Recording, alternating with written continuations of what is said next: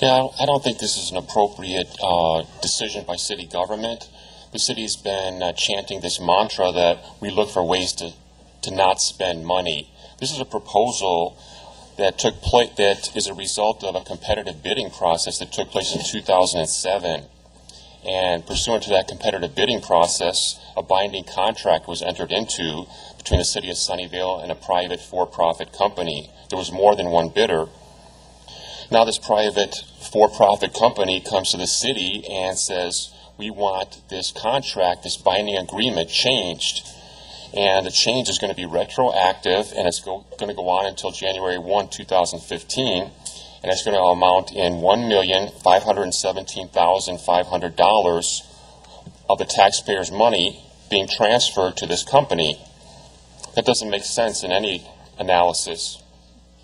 What's particularly disturbing is that this particular company knows council members, and council members have taken money from this company and from the company owners.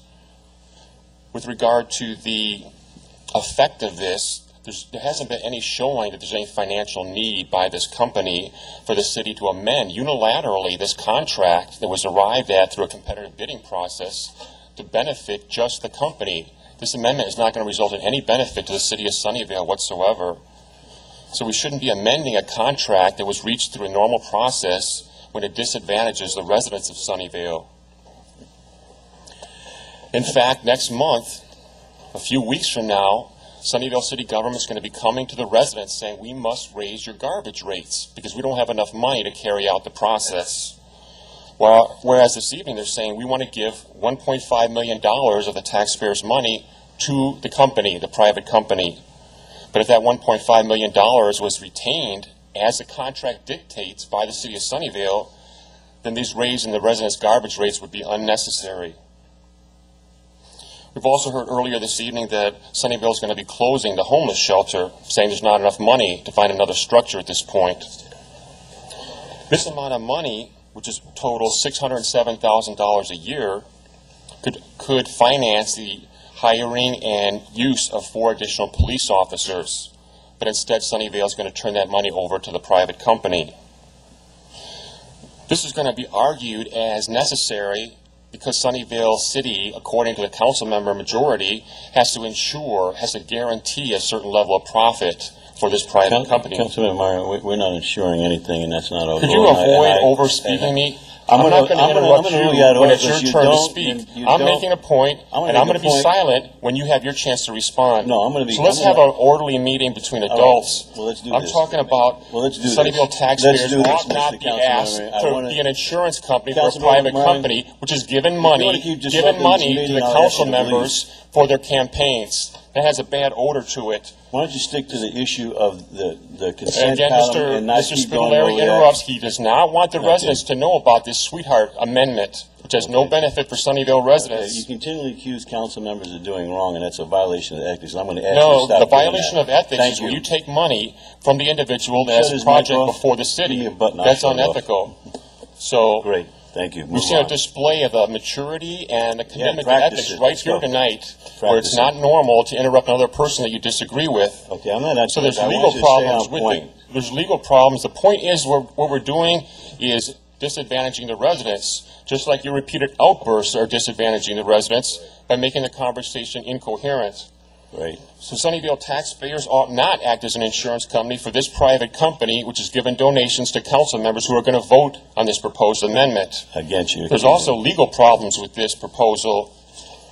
California Constitution has a provision, Article 11, Section 10, Paragraph A, which says a local government body may not grant extra compensation to a contractor after service has been rendered or a contract has been entered into and performed in whole or in part.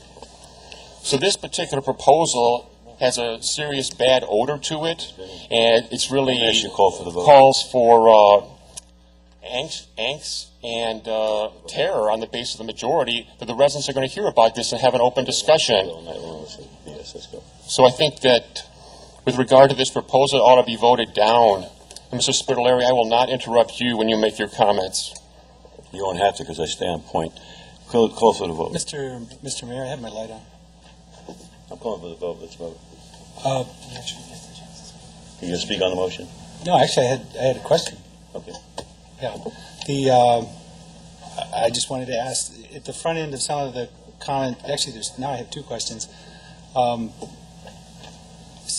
The second one is actually the comment regarding the California Constitution prohibition against modifying afterwards, which was just cited. I'd be curious to get a comment on that. But before that, my question was, could staff respond to the front end of those comments, which is namely that it, and I'm just asking for a few sentences, but just can you thread together a little bit better? So how is it that it did come to be necessary to revise this to the tune of $1 million on our side? Yes. So what was the thing that happened that was not expected at the time of, yeah. Right. So there were assumptions that were used by the city and the contractor who proposed on this regarding the performance of the equipment at the smart station. The new equipment was then installed and operated, and it didn't operate the way it was expected to. It didn't operate the way the city expected it to or the contractor expected it to. The contract was based on the assumption that it would perform in a certain way.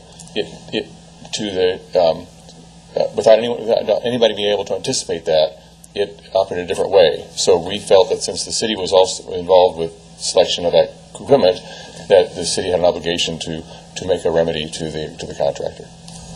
Okay, so in some sense, there's been an engineering judgment looking at the agreement, the equipment, that this isn't a reasonable accommodation to make things work like they're supposed to under the contract. Because the equipment was not working as the engineers expected, and okay. So I'm viewing this as a technical judgment about what's needed to accomplish the ends of the contract. That's correct, yes. Okay, thank you. So then for the second part of the question, which goes, thank you very much.